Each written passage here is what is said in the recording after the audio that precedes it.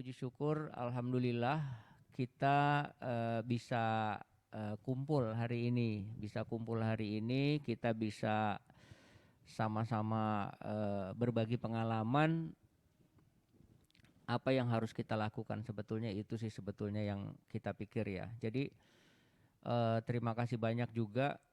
Tentunya tahun ini adalah tahun convenience and collaboration. Jadi saya menyebutnya this year 2022 we talk about the convenience to customer and how we collaboration to all ecosystem gitu ya. Jadi itu yang sedang kita coba aktif bersama, maju bersama dalam rangka memang kebetulan 70 tahun Kala Group ini ada di 2022, tentunya akan menjadi sebuah milestone baru buat kita semua. Ya itu mungkin sebagai pendahuluan, kemudian judulnya agak bombastis, tapi memang sebenarnya judul ini pernah juga saya sampaikan di 2019. Di 2019 itu saya cerita begini sebenarnya, jangan lagi pernah kita berpikir yang akan datang, tapi karena yang akan datang itu sudah datang, kira-kira sudah di depan kita gitu ya. Jadi jangan tunggu nanti, tapi apa yang sekarang harus kita lakukan secepat mungkin, sesegera mungkin gitu. Nah dari waktu yang pendek ini saya coba akan sharing beberapa pengalaman dan beberapa literasi yang mudah-mudahan bermanfaat buat kita semua. Dan insya Allah webinar 70 tahun Kala Group ini, aktif bersama maju bersama, ini adalah rangkaian perdana kita untuk yang pertama. Nanti akan kita terus rutinkan webinar-webinar ini untuk masyarakat Indonesia dalam rangka memajukan kesejahteraan rakyat di Indonesia, kira-kira begitu. Hari ini saya akan membawa tema ya masa depan ada di hari ini. Jadi kalau kita mencoba untuk membuat mapping lagi sedemikian rupa, kalau tidak kita lakukan dan itu tidak terjadi, maka yang kita pikirkan kita kemungkinan besar akan jadi terlambat. Selanjutnya saya akan share video ya. Kebetulan di kita ada 7 ekosistem vertikal industri yang ada di Kala Group. Mudah-mudahan ini menjadi inspiring dalam diskusi lebih lanjut. Ya, kita lihat ya berikutnya ya.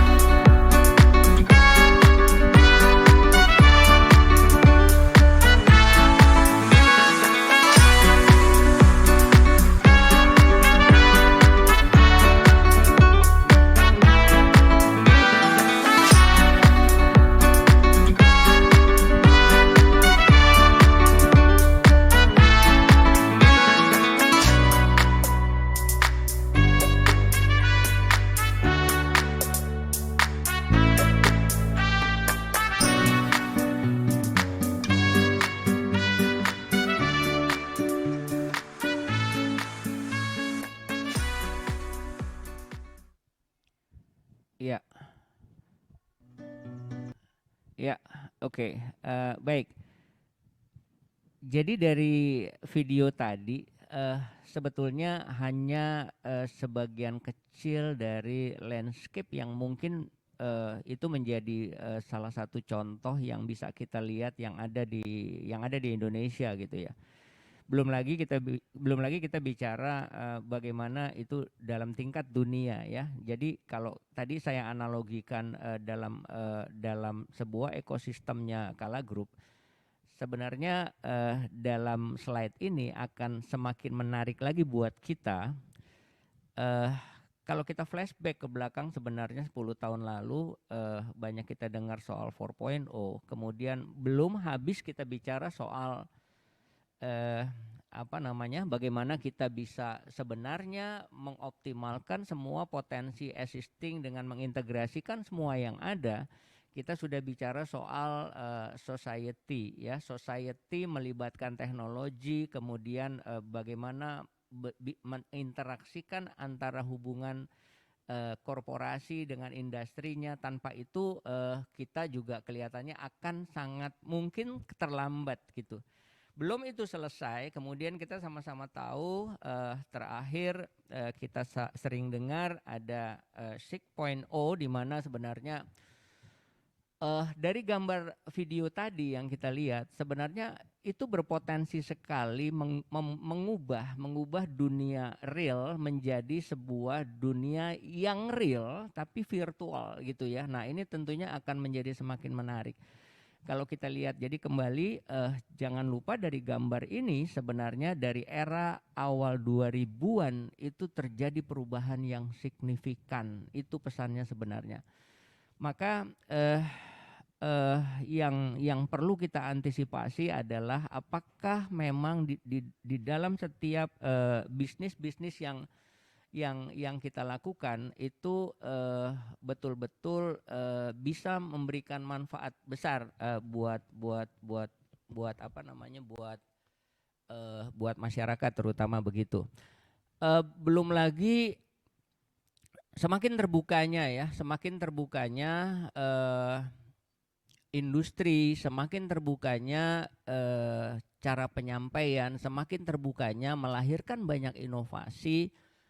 Saya pikir sekarang ini inovasi ke depannya akan semakin cepat, akan semakin begitu tidak terkendali gitu ya. Jadi yang maka kemudian yang kita pikirkan sekarang itu adalah kami di Kala Group itu bagaimana turut bisa membantu opportunity yang ada, kemudian turut mensejahterakan rakyat di dalam ekosistem kita sehingga ada alignment antara apa yang kita lakukan kemudian dengan teknologi yang semakin mudah, memberikan kemudahan serta memberikan manfaat buat orang gitu.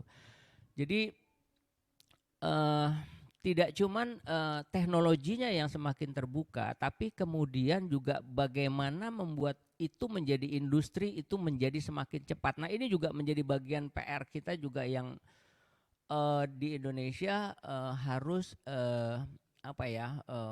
misalnya makin banyak private equity yang masuk, kemudian venture capital juga yang masuk ke Indonesia. Tentunya ini juga dengan potensi populasi netizen yang ada di Indonesia, kemudian potensi dari bonus demografi, kemudian potensi dari populasi penduduk. Nah, tentunya ini harusnya akan menjadi tuan rumah untuk kita sendiri gitu. Jadi oleh sebab itu antara lain pada saat saya bicara soal khususnya IT misalnya begitu, ICT misalnya begitu, atau dunia digital misalnya begitu, maka kita sedang berproses ya, dan alhamdulillah kita ada kolaborasi dengan AWS. Terima kasih banyak AWS, kita sama-sama untuk bisa masuk membantu masyarakat agar bagaimana roda perputaran dari inovasi ini bisa lahir untuk Indonesia dari Indonesia Timur, kira-kira begitu. Ini pesan dari slide pertama. Jadi bagaimana caranya kita harus bisa secepat mungkin dengan model sesimpel mungkin untuk bisa melahirkan terobosan-terobosan yang memang itu tidak ada dan dibutuhkan oleh perusahaan dan dibutuhkan oleh masyarakat khususnya. Jadi pemain akan banyak berubah, prediksinya pemain akan banyak berubah di 2022, kemudian ekosistem akan bergeser terus, bergerak terus. Siapa yang akan membuat banyak kolaborasi dan kemudahan dan tentunya dengan adaptif dalam situasi seperti sekarang, itu akan banyak membantu. Kemudian saya coba sharing di slide berikutnya. Kenapa kemudian Kala Group berperan aktif bersama, maju bersama juga dalam IT, dalam dunia digital gitu ya. Jadi kita alhamdulillah dan terima kasih ikut senang dengan dunia kampus yang juga berkolaborasi dengan kita ya. Nanti di webinar berikutnya nanti kita akan lihat bagaimana kemanfaatan dari yang harus kita lakukan dalam waktu dekat ini. Karena di depan mata kita tinggal 23 tahun lagi, itu seharusnya kita sudah punya sebuah gerakan-gerakan yang menghasilkan sesuatu pada tahun Indonesia Emas ya. Kenapa begitu? Yang menjadi menarik sekarang ini, kita harus bisa masuk ke sesuatu yang di luar mainstream.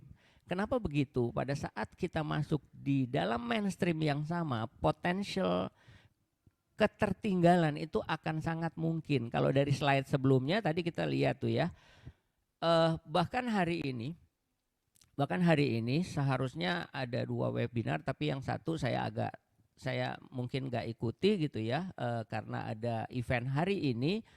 Lalu juga ada event teman-teman juga yang lain, banyak hal mereka juga sudah mulai membicarakan soal teknologi gitu ya. Jadi pada saat kita bicara 2045, kalau kita lihat di slide ini adalah pesan yang bagus yang disampaikan oleh Bappenas ya.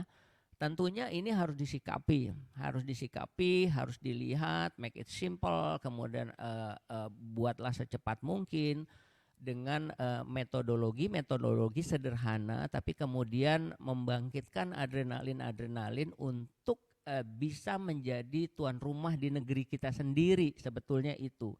Jadi megatrend ini menjadi hal penting, menjadi hal major buat kita karena waktu 23 tahun itu sangat pendek menurut saya. Jadi kita di Kala Group tahun 2022 ini sedang mulai menggalang ya, mudah-mudahan makin banyak teman-teman yang punya potensi besar gitu ya, untuk bisa menjadi kebanggaan nasional dan seterusnya. Di berikutnya ada hal yang menarik yang saya dapatkan dari Economist Intelligence tahun 2021 kemarin, masih hangat, bahwa recovery dan renewal itu ada 5 hal pokok yang saya ambil dari situ. Kebetulan ini 5-5-nya tidak saya kurangi dan tidak saya lebihkan. Yang pertama itu kemungkinan gangguan supply chain ya. Jadi bisa jadi di dalam artikelnya disebutkan itu disruption supply chain ya. Nah, yang menarik di situ adalah consumer dan otomotif. Nah, itu menarik juga tuh ya. Jadi pesannya sebenarnya pada poin 1 ini, maka siapa yang cepat untuk bisa semakin dekat dengan manufaktur, berpengaruh kepada manufaktur, dia yang akan menguasai supply chain. Kira-kira begitu sederhananya. Kemudian yang nomor 2 ini juga menjadi menarik ya. Kenapa menjadi menarik? Ya faktor eksternalnya ini banyak hal yang sebenarnya tidak cukup hanya saya bicara dengan tingkat global, di tingkat lokal juga kita sudah sama-sama tahu situasi yang terjadi di negara kita. Nah, bagaimana sekarang kemudian kita bisa menjadi pengaruh influencer untuk bisa mengurangi harga, tapi dengan teknologi kemudian disitulah opportunity yang bisa kita ambil. Kecenderungannya tanpa inovasi maka akan terjadi butir 2 ini yang diceritakan seperti itu yang di dalam slide yang saya sampaikan. Nah, yang ketiga teknologi baru ya, baik itu digital ataupun non digital. Ini pasti akan mewarnai tahun 2022 ya. Maka menurut hemat saya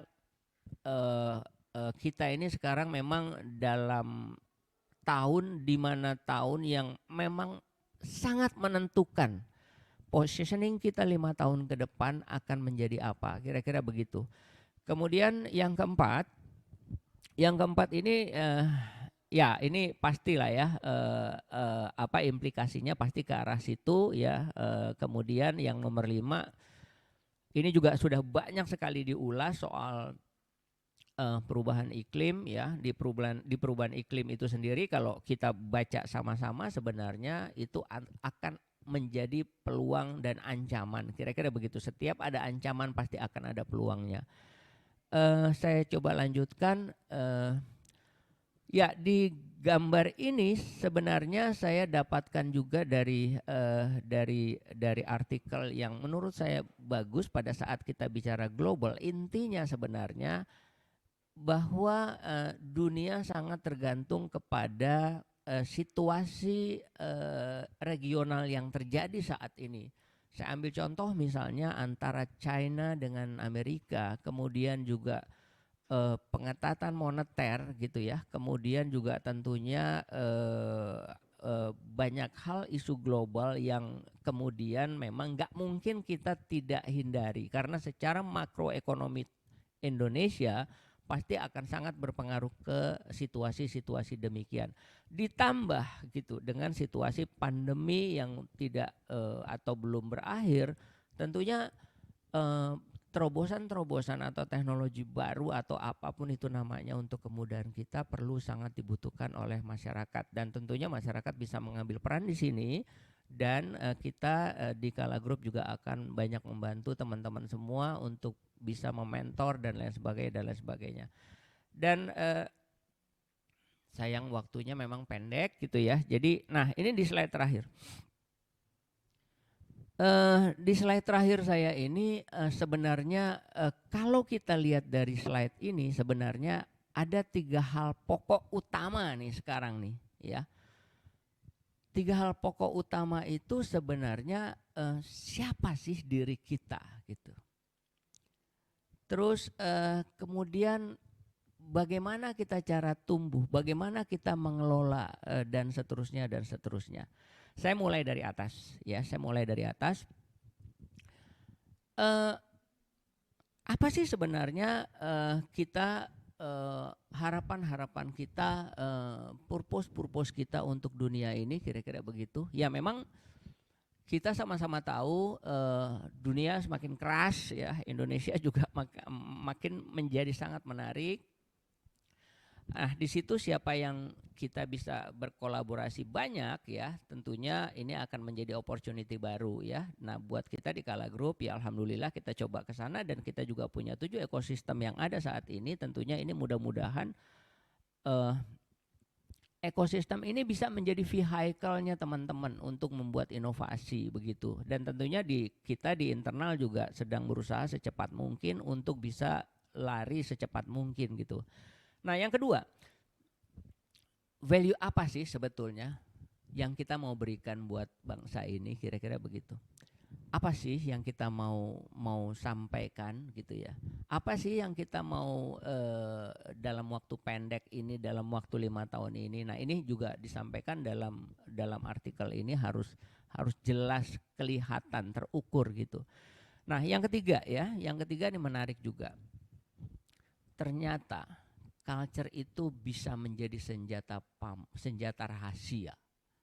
Jadi senjata rahasia kita untuk bisa mengkolaborasi semua ekosistem yang ada, mengkolaborasi semua kekuatan bangsa, dan bahkan mungkin ini akan menjadi sebuah culture yang secara menasionalkan bagaimana caranya Indonesia bisa berhasil di era seperti sekarang. Kemudian yang kedua, bagaimana kita melakukan itu semua gitu ya. Nah, pesannya begini sebenarnya. Bagaimana kita bisa membuat secara radikal ya dengan flat, tapi outputnya bisa lebih baik daripada yang kita lakukan. Kenapa harus begitu ya? Karena memang tekanan ekonomi, tekanan permintaan yang berubah ya, tekanan permintaan yang berubah, kemudian segmen bisnis yang bisa berubah saat ini, dan tentunya kita belajar banyak sejak adanya PPKM, pandemi dan lain sebagainya. Jadi radically flat dia bilangnya begitu ya. Kemudian yang kedua, nah ini juga menarik. Pesannya itu turbocharge, dia bilang gitu ya, turbocharge decision making. Jadi setiap keputusan itu harus cepat. Bayangkan kalau kita lama ya di negara kita, pasti kita akan ketinggalan. Jadi keputusan itu harus cepat. Kenapa harus cepat? Kemudian tidak semua keputusan itu selalu perfect 100% itu bagus betul gitu ya. Tapi bisa kita lakukan berkesinambungan dan seterusnya. Yes or no, go or no go dan seterusnya. Kemudian yang ketiga. Yang ketiga ini menarik.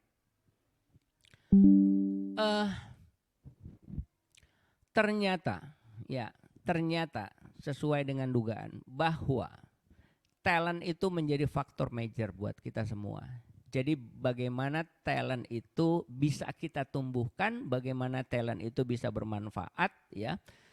Kemudian dia bisa membuat utilisasi traffic terhadap lebih memberikan banyak value dibandingkan capital. Nah, ini akan menjadi sangat menarik dan itu sudah mulai kelihatan gejala-gejalanya. Dan saya percaya gitu kita menuju ke arah sana dan kita selalu berdoa mudah-mudahan Indonesia juga akan semakin banyak tercipta talent-talent yang luar biasa, dan insya Allah Kala Group kita selalu mendukung untuk penciptaan talent-talent yang bagus buat bangsa kita. Dan yang terakhir, how do we grow gitu ya. Nah ini ya tepat seperti yang tadi kita bicarakan, seperti dalam video kita tadi, kita di depan kita cerita ya, bahwa memang sekarang itu harus semakin di dalam ekosistem itu harus semakin terjadi penguatan ya, baik itu di internal ataupun kemudian ada penguatan di dalam ekosistem, baik itu di internal dan di luar dari eksternal ya, maksud saya internal dan eksternal itu sama-sama kita membuat kolaborasi dan lain sebagainya. Karena yang dilihat itu adalah convenience. Jadi tahun ini tuh yang dilihat hanya convenience. Orang nggak mau tahu itu dari mana, tapi yang orang mau tahu itu apakah itu memberikan kemudahan atau tidak buat saya. Kemudian berikutnya ya, ini sesuai dengan dugaan kita juga bahwa sekarang itu the king of ya, jadi data ya. Jadi data itu menjadi sangat penting buat bisnis kita ya. Mungkin nanti teman-teman yang lain akan cerita soal itu. Dan tentunya we accelerate learning ini menjadi bagian penting ya. Bagaimana sebenarnya kita harus bisa melihat, mensikapi dan menindaklanjuti secara terukur ya.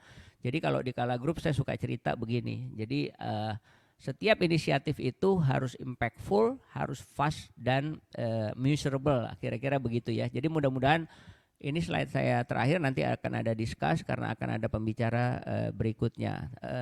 Kalau nggak salah ini slide saya terakhir. Ya, demikian dari saya. Terima kasih. Sementara saya kembalikan ke host, Mas Yuda.